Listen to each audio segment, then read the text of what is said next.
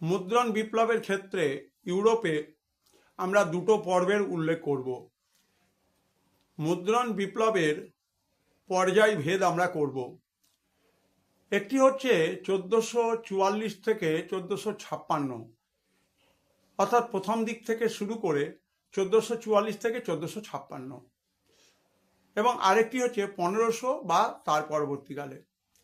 এই যে 1444 থেকে 1456 এই সময়ের মধ্যে আমরা দেখতে পাচ্ছি যে গুটেনবার্গের তৈরি ছাপাখানা থেকে জার্মান ভাষার কবিতার মুদ্রণ এবং পূর্ণাঙ্গ বই ছাপানো হয়। ল্যাটিন ভাষায় মুদ্রিত বাইবেল, যার নাম হচ্ছে গুটেনবার্গ বাইবেল, তাকে আবার বলা হয় 42 লাইনের বাইবেল, এবং এটি 180 কপি ছাপিয়ে গোটা ইউরোপে ছড়িয়ে দেওয়া হয়েছিল। এবং এই ঘটনাটা 1444 থেকে 1456 সালের মধ্যে।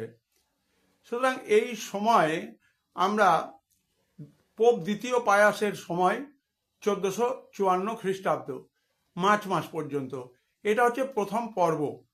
দ্বিতীয় পর্বতে আমরা দেখতে পাই 1500 এবং তারপরে আমরা দেখলাম যে ল্যাতিন ভাষায় বিদ্যালয়ে পড়ানো হবে এরকম গ্রামার বই মুদ্রণ করা হলো। ইউরোপের বিভিন্ন ছাপাখানা থেকে প্রায় 60 লক্ষ বা তার বেশি পাঠ্য বই ইউরোপের জন্য মুদ্রণ করা হয়েছিল। এটা কিন্তু দ্বিতীয় পর্বের ঘটনা। এবং 1500 খ্রিস্টাব্দ পর্যন্ত এই যে ছাপানো বইগুলো, এই বইগুলোর একটা নাম ছিল। সেই নামটি কি? ইনকিউনাবুলা। অর্থাৎ 1500 বা তারপরে যে 60 লক্ষ বই ছাপানো হলো তার নাম হচ্ছে তার নাম বলা হচ্ছে ইনকিউনাবুলা গ্রন্থ।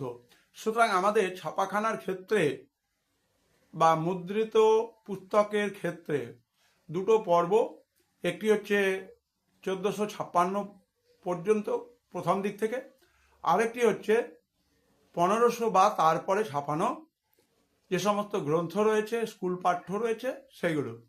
In the light off history, ইতিহাসের আলোয় ইউটিউব চ্যানেলে মুদ্রণ বিপ্লবের সঙ্গে সংশ্লিষ্ট বিভিন্ন ধরনের ধারণা তুলে ধরা হলো আমার ছাত্রছাত্রী এবং শিক্ষক শিক্ষিকাদের জন্য।